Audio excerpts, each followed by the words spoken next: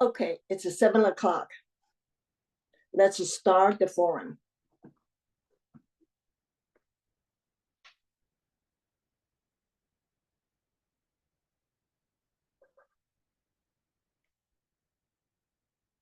Eileen, go ahead. Good evening, everyone. Welcome to this candidates forum for Campbell Union School District 2. My name is Eileen Kao, current president of League of Women Voters, Southwest Santa Clara Valley. The league covers the cities of Campbell, Los Gatos, Monte Sereno, Saratoga, and part of San Jose. Tonight's forum is hosted by our league. There are two candidates for one open seat for District 2, Michael Schneider and Don Thurmond. The forum is organized by our voter service team. I would like to acknowledge them today here. Julie Reynolds, Grabby, myself, Sophia Gao, Priya Shastri, Eleanor, and Linda Price. Next one. Here, let me share a little bit about our League of Women Voters. League of Women Voters has been empowering voters and defending democracy for over 100 years, since February of 1920. The League has two roles: voter service, public education, such as what we're doing tonight, and action advocacy. So the League, please know, the League is a nonpartisan political organization, and it welcomes men and women to inform and actively participating in government. Please note, the League never support or oppose any political party or candidates. Some of the examples about what we do, we offer candidates forum like tonight's, and the pros and cons, ballot measures, and voter registration events. We also participating in Votes 411, which is your one-stop information site for all things about election. And by the way, all candidate forums, including tonight, are recorded and will be posted in full, unedited, on our website and the YouTube channels. There are 5 local leagues, and the League of Women Voters is a national grassroots organization. So most people join the league in their local geographic area, but you are free to join in any league that you want to. When you join a local league, you automatically become a member of all levels in Bay Area, in state of California, and in our national league.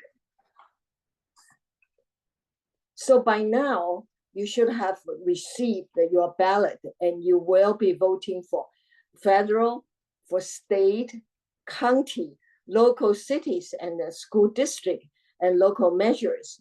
So please remember to cast your vote.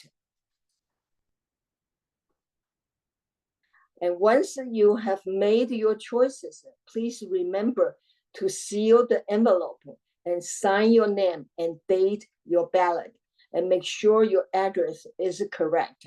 And there are 3 ways to return your ballot.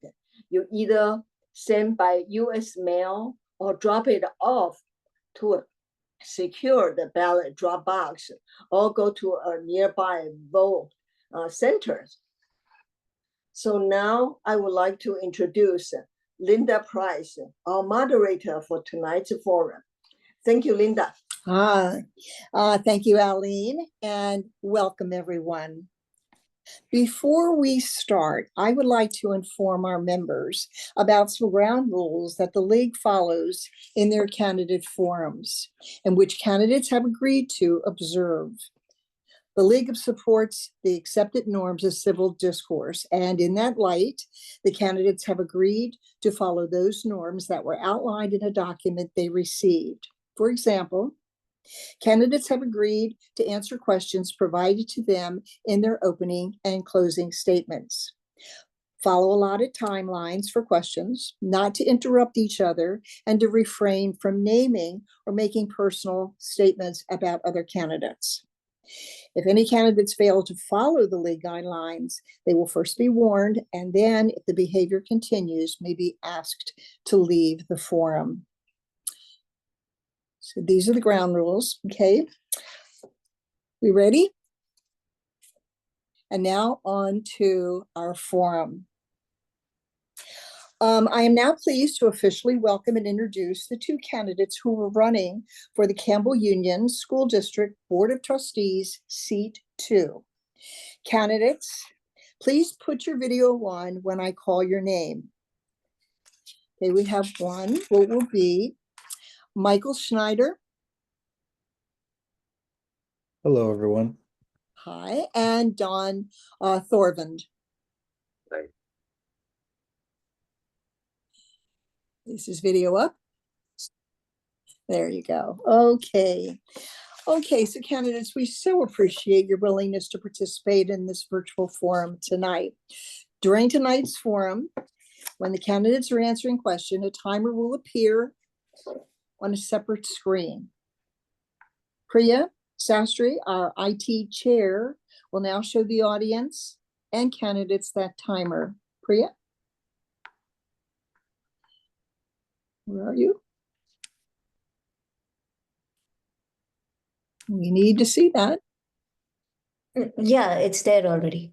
Oh, okay, thank you. Okay, please note how the color around the timer changes as it nears the allotted time for that question. Candidates are requested to end their sentence once the stop sign is shown. Okay, this forum is scheduled to last approximately 1 hour. Each candidate will have 90 seconds to introduce himself by answering the questions as the opening statement. And that opening statement is, what specifically qualifies you to serve on the Campbell Union School District Board of Trustees, Seat 2? Okay, the candidates will make their opening statements in alphabetical order. And then after opening statements, candidates will have 60 seconds to answer subsequent questions, which have been submitted through the registration process, obtained from social media sites, and or have been developed by our league members. And lastly, the forum will close with the candidates speaking in reverse order from the opening statement, answering the question, what question do you wish we had asked tonight? Why and how would you have responded? And again, candidates will have 90 seconds to respond. Okay, so now let's begin. Candidates, please answer this question as your opening statement. What specifically qualifies you to serve on the Campbell Union School District, Seat 2? We're going to begin with Michael Snyder. Hello, everyone. My name is Michael Snyder. I'm running for Campbell Union School District Trustee Area 2. For the past 27 years, I've dedicated my life to educating elementary students as a teacher. I'm the parent of 3 children who all attended Campbell Union School District, CUSD schools. I understand the needs of students and families, and my experience as an educator and parent make me an effective CUSD school board member. On this Campbell Union School District School Board, I've worked hard to ensure our students receive a 21st century education. I voted to provide students with their own laptop and help secure funding to increase mental health services. I've supported making after-school and summer programs more accessible, upgrading classrooms, expanding teacher development, and installing solar panels, saving taxpayers $15 million. I passed fiscally responsible budgets resulting in a AAA bond rating. I've collaborated with families, neighborhood associations, and city officials. I've successfully advocated for the changes at the local and state level to make our streets safer for students to walk to school. As a parent, teacher, and CUSD alumnus, I am honored to represent you on our school board, and I'm grateful to have earned all 4 of our Campbell Union School District School Board members' endorsements. For your vote, I am ready to do more. For more information, please check out snyder4cusd.com. Okay, thank you. Okay, Mr. Thorvand. Hi, my name is Don Thorvand. I have 30 years of professional experience as a talent acquisition leader in billion-dollar companies. I understand the importance of education and careers. I'm also a community volunteer. I personally raised $100,000 in memory of my son, my late son, for St. Jude, an organization that accepts all children, regardless of race, religion, or family's ability to pay. I'm an involved CUSD parent. I've been involved for the last 9 years. 4 of those years, I was school site council. 2, I served as chair. 2 years, I served as a PTA president. I'm a frequent speaker at school board meetings, and I've collaborated with parents and teachers from other schools in the district. I've been encouraged and supported to run by an incredibly large community with members that include parents and teachers who have heard me speak at board meetings over the past 4 or 5 years. I'm the only candidate unanimously endorsed by our teachers union, even though I'm not a teacher. I'm also endorsed by the Santa Clara County Democratic Party. I'm endorsed by the Baymek PAC. I'm endorsed by multiple board members from other districts. Thank you. Okay, thank you. Is it okay if I call you Don and Mike? I would prefer Michael. Michael? Okay, Yeah, thank you. should do that. Okay. Don So is now- fine. Okay, so we're going to begin with another question, and Don, you'll be doing this one. What do you see as the main role and responsibilities of the Board of Trustees? And you have a minute. Board of Trustees votes on the budget, oversees the district superintendent, and decides on curriculum when allowed by the state law. It also manages facilities and engages in contracts. It's my opinion that the board should represent and collaborate with the voices of the community, including students, parents, and teachers, to ensure the most equitable education of our student population. Okay, thank you. Michael? Can you repeat the question? Sure. What do you see as the main role and responsibilities of the Board of Trustees? The main responsibility of the Board of Trustees is to look at policies, evaluate those policies, to make sure they're collaborating with their community, make sure they're collaborating with their teachers, make sure they can collaborate with their constituents, check and revise budgets, make sure there's ample opportunity to meet with their constituents, as well as we are a team of 5 with one voice, and those 5 people need to work as a team together to decide what's best. We evaluate our one employee, which is the superintendent. We set goals and evaluations for that superintendent. Okay, thank you. Okay, Michael, we're going to begin with you now. Mhm. Okay, how will you work with the superintendent if elected to the board? I will continue to work with what our goals and pillars are for education, and what we have set as goals and pillars for what we would like our superintendent to do. I will continue to make sure that we're engaging our parents, we're having our students be successful in the classroom, that we're continue to hire high quality teachers, as well as we have high quality first instruction. I also want to make sure that we are reaching out to our community to make sure things are happening at the community level. We also want to have all those infrastructures and make sure we're constantly communicating and looking at what we need. And when it comes to professional development and the impact that professional development has on those things, we need to continue with our district engagement surveys and our professional learning communities. Okay. And be a listening voice. Sorry. Okay, thank you. Okay, Don, same question. So I'll work with our superintendent to make sure that she understands our goals for education. I'll also work with her to make sure that we can attract the best talent, the best teachers, and that we motivate our best teachers. I'd also like to make sure that we have a great culture that attracts teachers in the future and ensures growth of our teachers. To me, the teachers are the key to our students' education and our student success. Okay, thank you. All right, so next question, Don, we're going to be with you. What do you think are 1 or 2 of the most pressing issues that the district is facing, and how do you think these issues should be addressed? The first pressing issue is the lack of inclusion, transparency, and collaboration by this board. It's created an immense public distrust of the trustees. Our board chose to move the district reserves from 3 to 20% with no transparency or collaboration from the community. The fate of millions of dollars of the community's money was decided without any community input. Recently, our board demonstrated a lack of respect and collaboration with hundreds of students from Forest Hill. The second most pressing issue is the declining morale of our teachers. The board's lack of inclusion, transparency, and collaboration has resulted in an atmosphere of distrust and lack of respect. Our teachers suffer from a fear of retaliation from the district if they voice their concerns. We can't attract the best teachers if this is our culture. We need to reduce the tensions between the board and the community, and I'm hopeful that having a community-supported parent will start a new era of collaboration and transparency. Okay, thank you. Michael. In our community, we're in the highest quartile for hiring and sustaining teachers. One of our biggest impact will be the impact of the artificial intelligence and how that will play out in the classroom and play out in the future. We also have to be looking at our professional development and how we're having teachers teach so that they're providing high quality education, as well as making sure our kids can read, write, and communicate into the future and beyond. And then we have to be intentional that everything that we do has a purpose and that we are implementing and developing aggressively to responses to intervention and responses to things that are happening in the classroom and things that are happening for the teachers, and making sure our teachers are safe and our community is safe, and then most of all, everybody's having fun. Okay, thank you. All right, Don, same question. I already answered. Yeah, it's Mike. Yeah, he already answered the question.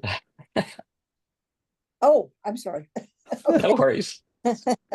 Okay, sorry about that.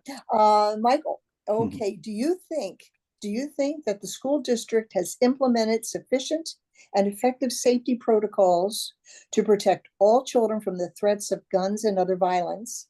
And how do you plan on addressing these escalating issues? We continue to have systems in place for those issues. We continue to have we continue to have events that dictate for teachers how to do safe run or hide. We continue to work with community leaders to make sure we have systems in place for that. We're constantly checking our systems to make sure that all kids are successful. We have our schools have gates up. We have kids coming into the classroom through the office and outside the office. There's constantly checks and balances, and we're constantly evaluating. That's something we evaluate every year to make sure our systems are in place, to make sure kids are safe and having a safe day at school. Okay, thank you. Okay, Don. Mind repeating the question one more time? Of course. Do you think the school district has implemented sufficient and effective safety protocols to protect all children from the threats of guns and other violence? And how do you plan on addressing these escalating issues? I think the school district has done some things very well. I think the gated entrances are a huge help. Being a PTA president, I was on campus quite often and observed how to get into the school and the protocols to be on campus, and I think they're done very well. I'd like to see more drills at the school level with the students. I know that they don't drill as much as they can.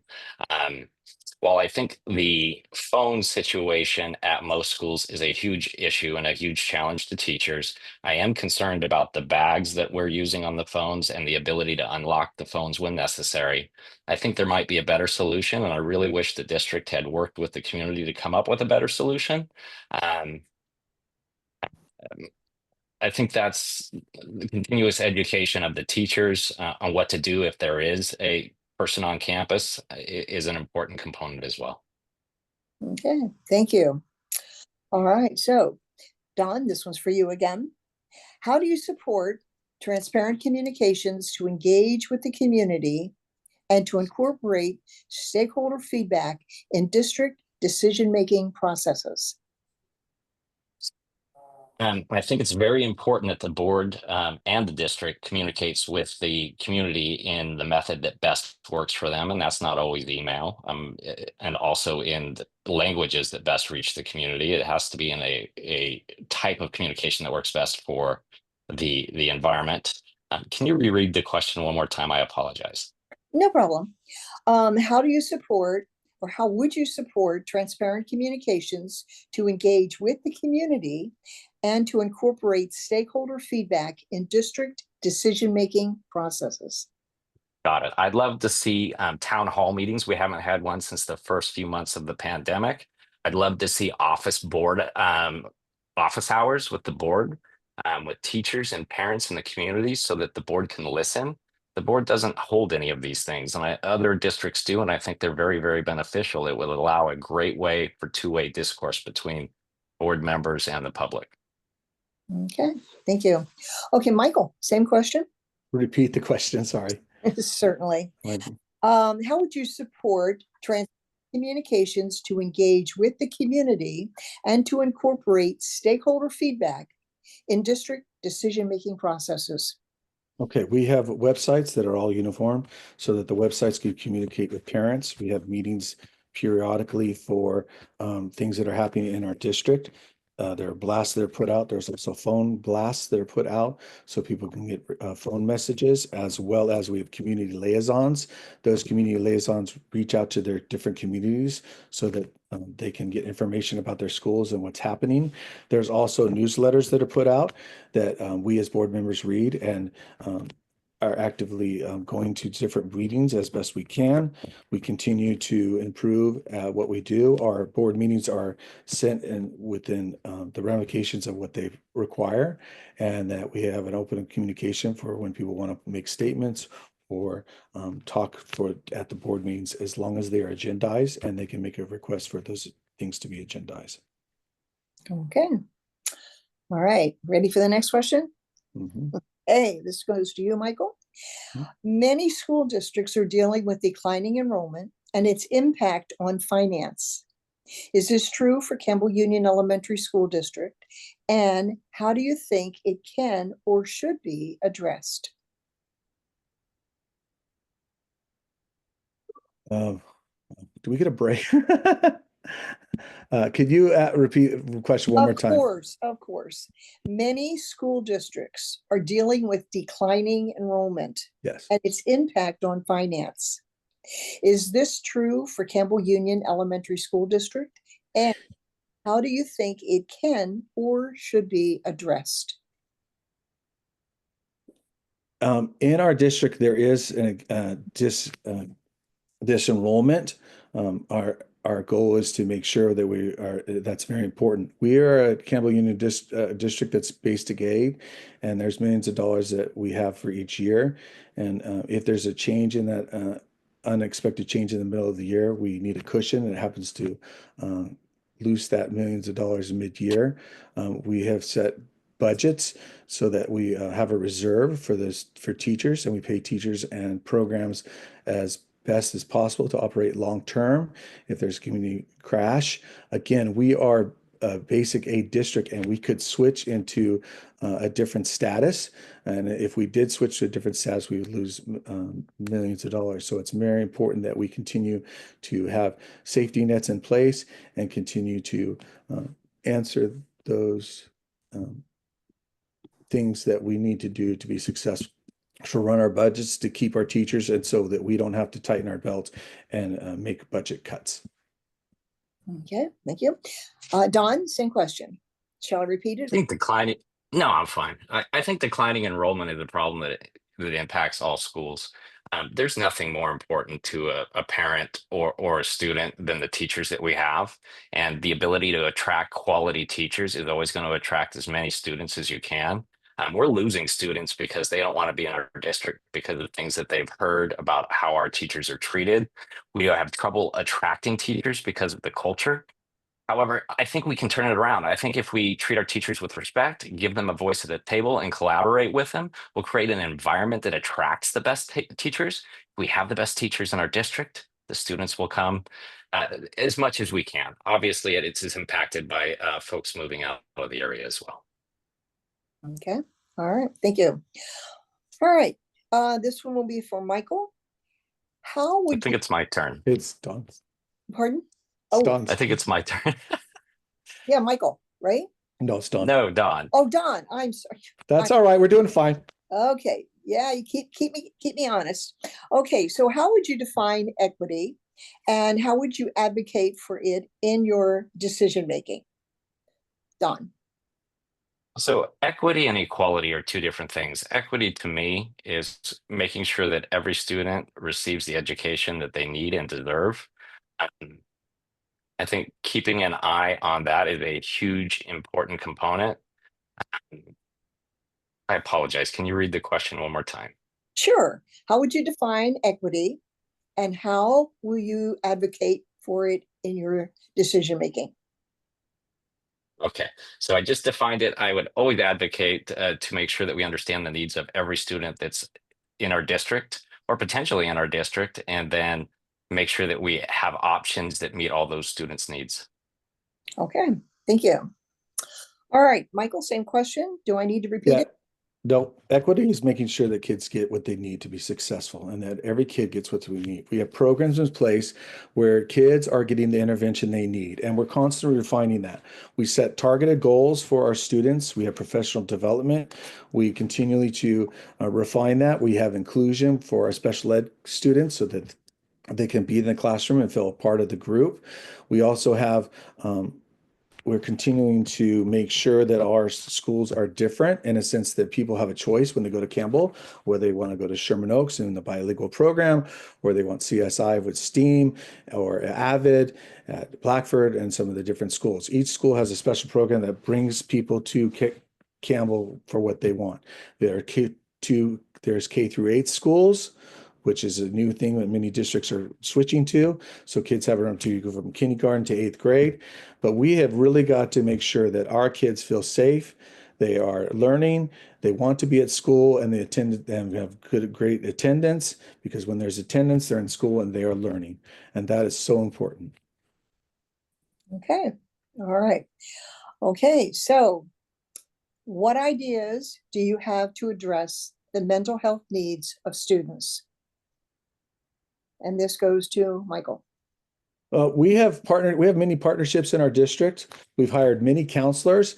I'm endorsed by the CSEA, which is our counselors and that group, and we are hiring many of them so that kids have an opportunity to go and to a safe place and get issues or talk about things that are concerning to them.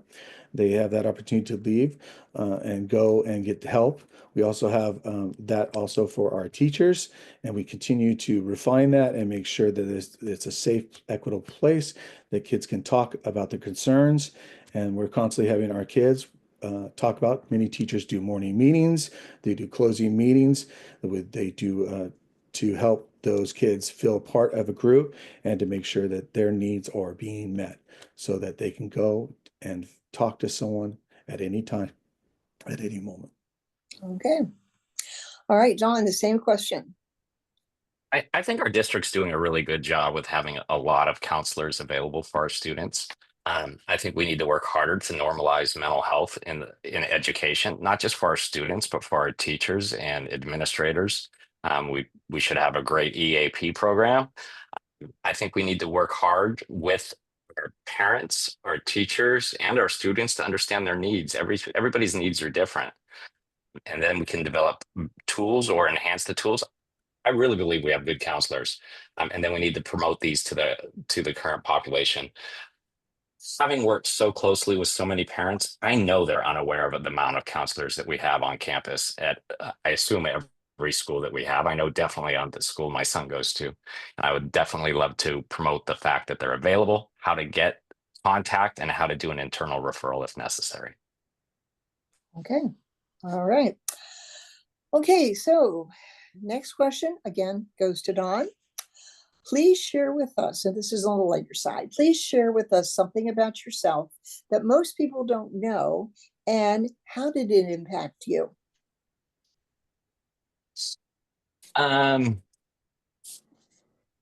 Let's see. In 2023, my company won the Glassdoor Best Places to Work. And this was a huge accomplishment. We beat Google, we beat Meta, we beat Amazon. I played a critical role in this. My job as the head of talent acquisition means I was attracting talent, retaining talent, and managing the workforce to understand what their needs were. It plays a huge part in how I think of what I do and how I how I interact with folks. It's not something I talk about a lot, but it's definitely an important component. Okay. All right. Thank you. All right, Michael, same question. Do you need I to, agree. well, Yeah, want me to repeat it or? No, you go ahead, Jeff, repeat it. I Okay. think I got it now. Okay. So please share with us something about yourself that most people don't know, and how did it impact you? I grew up going to Blackford Elementary School. I could not read until I was in third grade, and I had a third grade teacher come alongside me and sat down and worked with me. She taught me one of the things I knew that I loved was superheroes, and she worked with me to learn my superheroes, to read comic books, and she worked with me day in and day out. And that's what Campbell teachers do. They work with their kids. They sit down one-on-one with them in small group, making sure they can read. Same is true for my own son who had an IEP, and he also could not read. And so reading is passionate for me. When those teachers have sat down over the years and continue to sit down over the years and work with those students individually who struggle in education, they know how important it is that kids can read and get back on grade level. They know how important it is they can write and get back on grade level. It's very important, and the teachers work hard at that. And I can remember Mrs. Brown like yesterday, her sitting there learning, now who is the superhero again and what does he do? And then calling in my parents and having my parents learn their superheroes. What an impact, right? What a fabulous impact. And though that is very dear, absolutely dear to my heart. And that's probably one of the main reasons I'm a teacher and one of the main reasons I'm on the school board. Okay, thank you. All right, Michael, this one goes to you now. Mhm. What are your thoughts on the district's current assessment practices? I think the assessments can constantly be refined. I love that we're doing assessments in our own classroom to follow our data and making sure that we're checking data and how the kids are doing, their checks and balances. We use a program called iReady that begins in the middle of the year and shows growth throughout the year. I think we can continue to refine that, but I think it's most important for the teachers that they know the strengths of their students, they know the needs of their students, and they're doing constant checks. They're doing when they teach a lesson, they're having a closure on that lesson, giving a quick check to see where their kids are at. And when you ask the teachers, and we do, they know exactly where their kids are at. They know what they're struggling with. They know what their needs are. And that is very important. The final year test is important, but that's one data point for all that's happening throughout the year. And it happens through that third through upper grades. And if our programs are in place and we have strong foundations at the kindergarten, first and second grade level, that equates up to our testing and then teaching kids how to transition to this new format and testing. Okay. Don? Can you repeat the question, please? Sure. What are your thoughts on the district's current assessment practices? So my son is in 8th grade, and I've watched the assessment practices evolve. iReady is the tool that they're using currently. I think it does a very good job of identifying how well a student tests, which is important. It could give an indication of areas of improvement that they may have. But I also am aware that I'm fortunate my son does a very good job with testing, but not every child does. So I would look for additional ways to identify additional needs that the student may need and adapt the education process to that student. I would also make sure that we're making sure that we're differentiating for the students in each classroom to their needs, which can be a challenge. Okay, well, now in the same vein, do you think the current state mandated assessments, state mandated assessments of student achievements in terms of grade levels, standards provide the best indicators of student success? No, I don't. I think some people test better, just like I think some people speak in an environment better. I think it's a component that we can't avoid because it's state mandated, and I think it should be a component of how we judge how well a student is doing. But a student's success should not be limited to a test. It never, ever should be limited to a test. Some students do better with different teachers. Some students do better with different subjects. Some students do better when it's just a relaxed atmosphere and not a test. Okay. Michael? One test doesn't show growth. One test can't determine how well a child is doing, how well a child is success, or if how a child is not doing. Navigating that test is awfully hard to do. And if you don't come with the computer skills to navigate that test, you're going to struggle. And a lot of it is navigating, click here, move there. And the test can constantly evolve and gets harder and harder as the child progresses. And that can be very difficult for some kids who struggle with time constraints, who struggle with IEPs and those and having those constraints put on them. And quite frankly, not all of us do very well with a long period of time and a long period of testing. And so breaking those testings up, we've done breaking up into days, but in a 2-week span does not determine how well a child does for a year's worth of growth. I would like to see maybe a beginning year and a final year or some way where we can actually measure the growth in quartiles, measure the growth of what kids are doing in their years or the kids that are at school and things of that nature. Okay. All right. So, Michael, this one's for you. Mhm. What is your vision for technology integration in classrooms and ensuring all students have equal access? We have continued to have all equal access. Kids have their own Chromebooks they're allowed to take home and they check out. We continue to provide hotspots for families that are struggle with providing internet. So we have that opportunity. We also want to make sure that technology is not the end all get all because there's so much technology at home for some of these kids when it comes to telephone and things of that nature, their phones and things of that nature. So we want to make sure that it's used as a tool, that it can effectively give them presentations that they need to do. We also have many kids in our district that are helpers in when there are problems with the Chromebooks, they turn in a ticket and that ticket can help them fix their Chromebooks, but technology is a tool. It's not the end all get all. Kids need to know how to read, write, and communicate in this digital world and be able to articulate themselves. Okay, thank you.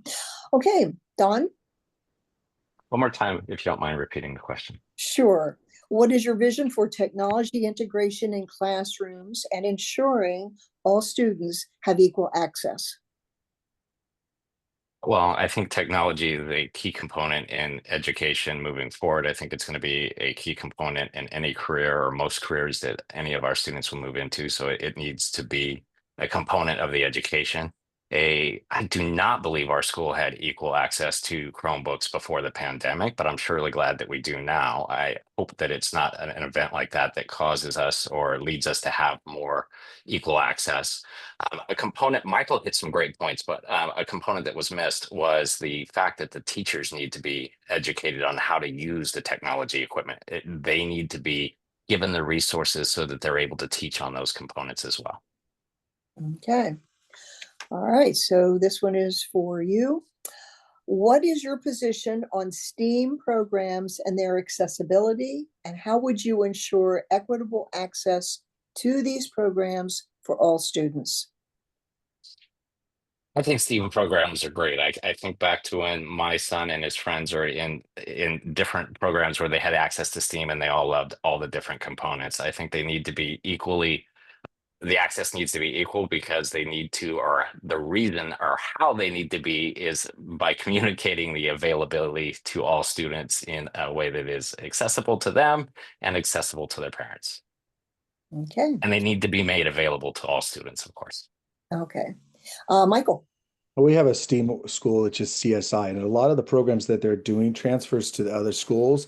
They have kits they can get, they have websites they can go to, and we have a coach that goes in and helps people with that STEAM program.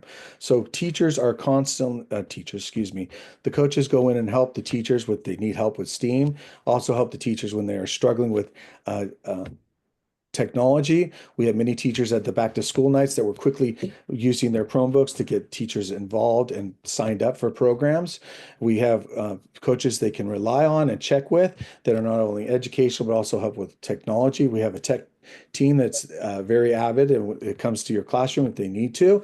We also, for STEAM, there are kits they can pick up and so that everybody has an opportunity for certain STEAM programs throughout our district. Okay. All right. Okay, Michael, this one goes back to you. Mhm. What is your stance on after-school programs and their affordability? And how would you, or how would the board actually ensure these programs are accessible to all students? We have worked very hard for our summer school and after school programs. We have that accessibility is very important to us. We keep getting more and more students to be have the ability to go to our after school programs. We actually won some awards for our after school programs as well as our summer programs, and we continue to make sure it's most accessible for all the kids. It was very important. There were a couple years back where only a couple kids could go, and each year we keep getting more and more, and we keep setting aside more and more budget so all kids have that opportunity. Because some kids, we want them in school if they need to be in school where it's a safe environment and not at home where there's no one there to watch them. It's extremely important that we allow all kids to have that opportunity to learn and thrive in their community and to learn and thrive for that time of summer to help out those parents who need that help. Okay, thank you. Dawn, same question. Can you repeat the question one more time? Of course. What is your stance on after-school programs and their affordability? And how would the board ensure these programs are accessible to all students? I think after school programs and summer programs are incredibly important to many families in our district. Many of our families have more than one job or two jobs, so the availability needs to be there. I think we need to work very diligently to make sure that the programs are available at a very little to low cost to those that need them. Typically, the ones that need them the most are not always the ones that are able to afford them. And this is one of the reasons why it's so important that we're not putting our reserves to such a high amount. We need to be able to fund these kind of programs. I've seen the programs at Monroe that were amazing. Crew is an amazing program. Miss Wyrick's running Muddy Buddies in the summer as well with the garden. It's a wonderful program, and the school all should have these type of programs. They're great programs. They just need to be available to everybody. Okay. Okay, Don, this is your question. Students need to learn how to function as citizens in America's form of democracy. How should the district school foster knowledgeable and responsible citizenship? I think we need to provide balanced and unbiased education on current events. I think that's an extremely important component of education. And I also really enjoy, my son has been telling me about the ASB elections. I think elections and modeling of elections is a fabulous thing. Side note, he says it's not inspired by me running for the board, but I'd like to think it is. But I think it's a great program. I think having elections that mimic, I remember mock elections with delegates from the different states. All those things were wonderful ways to learn about the democratic programs or the democratic system that we enjoy. Thank you. Michael. I think it's extremely important. We need to teach them both sides of the issues that are at hand and let kids be able to make the decisions of what they want to learn.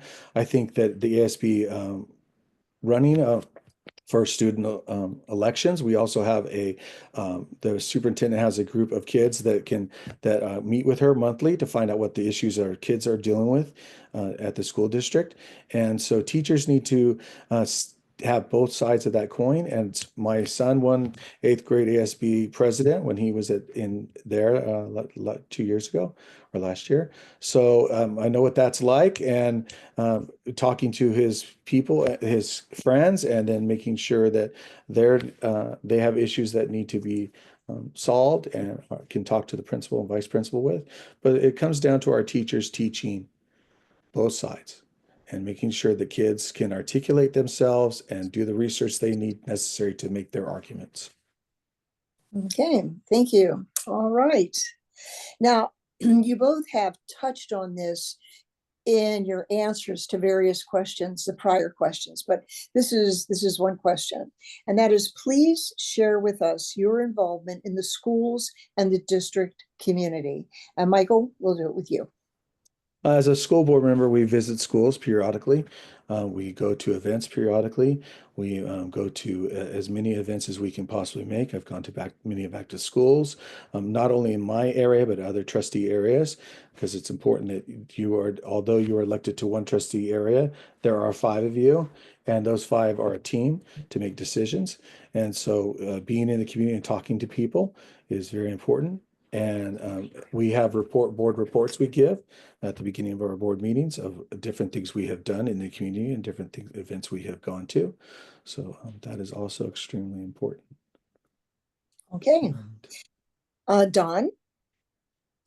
In the 9 years that my son has been with CUSD, I've been a volunteer almost every single year, a chaperone to field trips. I have, as I mentioned, participated for 4 years. I volunteered, I believe actually it was elected, I'm sorry, to the school site council, serving 2 years as chairperson. I've been the PTA president for 2 years at Monroe, working very hard to make sure that the teachers have everything that they need and that the parents have everything that they need.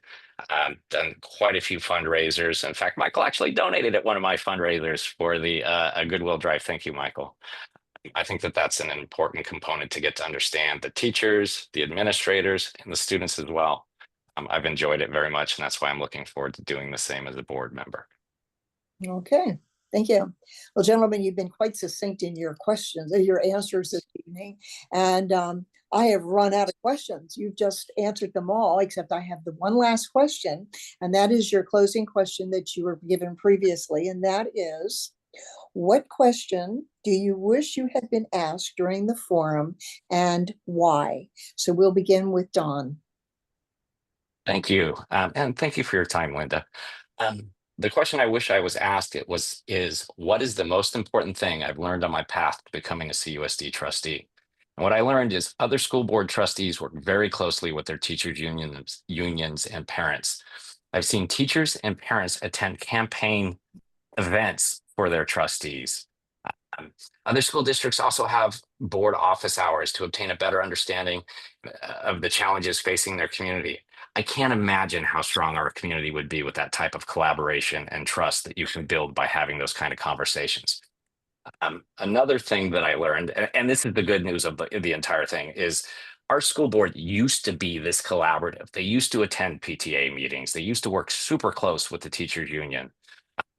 I'm hoping we can get back to this place of mutual trust and collaboration, and I'm hoping I can be the beginning of this positive change.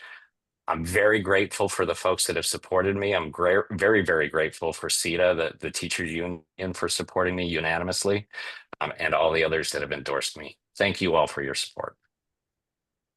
Okay. And now, Michael? Can you read the question? Of Repeat course. the question. Of course. And you can take your time. What question do you wish you had been asked during the forum and why? The question I wish I had been asked was, what were my 3 main goals? And that's to have continual improvement in academics, retaining qualified staff, and engaging our parents in the community. We must continue with our state award-winning Every Child a Reader initiative program to increase student achievement. There has to be systems in place for academic growth and proficiency. Every child has to have a sense of belonging and engagement through excellent attendance. We also have to continue with our after-school and summer programs that they're accessible. Next, we need to meet the social emotional needs of the students after COVID. As a teacher, I saw how the lockdown negatively affected students, and that's why I continue to focus on school safety and getting more counselors. I'd also like to involve the families more in the educational process. We need to refine the family engagement surveys, provide diverse opportunities for engagement. I would also like to find more effective ways to communicate with families. We need to have a meaningful conversations and allow all access to information in many different formats. I also want to have more reach out to our communities so that they know all the partnerships we have in the district. And then we have to ensure our school district operates at the highest level. I've passed fiscally responsible budgets that have increased teacher pay by approximately 40% in the last 8 years to attract and retain teachers. Finally, we must provide a healthy space for students and staff to work and learn. Our systems must align with the needs that are identified and provide maximum efficiency and transparency to meet those needs. I'm proud to be endorsed by CSEA, my board members, many other board members, and I am My name is Michael Snyder, and I'm running for Campbell Union School District Trustee Area 2. Thank you. Okay. Well, thank you, Michael and Dawn. We so appreciate your participation tonight, and we wish you well in your campaign and greatly respect your candidacy for this very, very important office. Audience members, thank you for your attendance, and we hope you have learned a lot tonight that will help you make your decision when voting. And now we're going to turn this back over to Aline, our president. Aline? Yes. Thank you, Linda, and thank you to the both candidates. Again, here's a gentle reminder that election is on November 5th, 2024. Please remember to sign your ballot envelope exactly the same way as when you register to vote.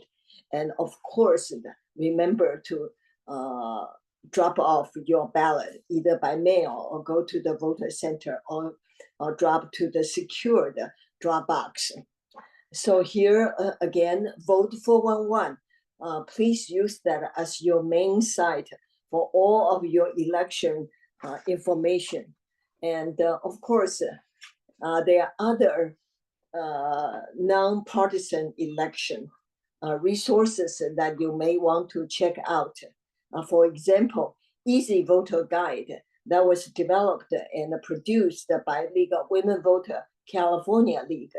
It is available in 5 languages. So use all these resources to find information when you trying to make your decision. And lastly, thank you, audience and the candidates. We hope this forum was informative and has helped you in making decisions. This forum was recorded and will be posted in full and unedited on our website and on YouTube channels. The link will be sent to you to your email box in the next few days. So in closing, the League wishes to remind all citizens that democracy is not a spectator sport. Everyone who can should vote. Thank you and a good night.